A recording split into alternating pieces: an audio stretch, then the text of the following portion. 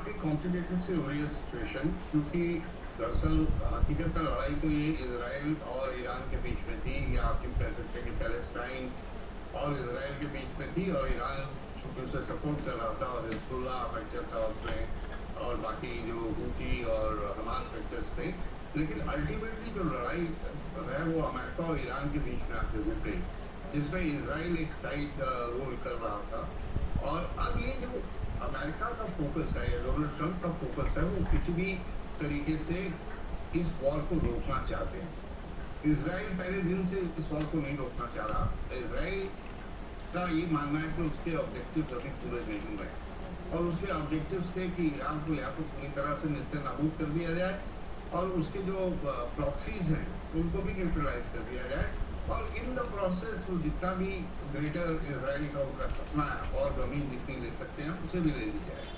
तो ये mid way जाके रुक गई है बात। और आपने जिक्र किया कि इसराइल लगता है कि अमेरिका की भी नहीं सुन रहा, तो यहाँ दो पॉसिबिलिटीज है कि वाकई इसराइल अमेरिका की नहीं सुन रहा है इस मुद्दे को लेके, लेबनान को लेके, या फिर ये भी है कि उन दोनों में एक ऐसी टैक्सिट अंडरस्टैंडिंग है कि भाई हम तो वॉर ख़त्म कर रहे हैं, you have a free hand, तुम्हें खुली छूट है, तुम्हें जो करना है कर लो, और उसका हमारे पे जो असर पड़ेगा हम उसको देख लेंगे।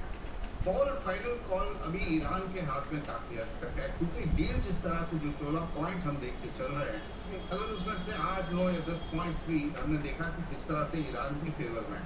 अगर ये डील हो जाती है, इम्प्लीमेंट हो जाती है, तो ईरान को काफी ज्यादा फायदा होने वाला है। तो कॉल ईरान के पास है कि क्या लेबनान को इशू बना के इस वार्ता को डीरेल करेगा। और अभी कुछ आवाजें ईरान से भी आनी शुरू हो गई हैं। उनकी एक एमपी ने एक स्टेटमेंट दी जिसके चलते हुए ईरान के जो एजेंसी है, न्यूज़ एजेंसी, उसके डायरेक्टर ने भी रिजाइन किया। तो ये सब चीज़ें एक साथ चल रही हैं। तो हम तो ये उम्मीद रख के चलते हैं कि अब ये इतनी दूर से स्विट्जरलैंड आए हैं बातचीत करने के इसी में लिए। किन मुद्दों पर बातचीत हो रही है, इसी को लेकर अचल सर अगली बड़ी खबर भी है, क्योंकि स्विट्जरलैंड पहुंचे अमेरिकी उपराष्ट्रपति जेडी वेंस ने कहा है कि ईरान के साथ डील में मुख्य वार्ताकार जेडी वेंस ने कहा कि ईरान से सभी मुद्दों पर बात होगी और परमाणु कार्यक्रम पर भी बात होगी।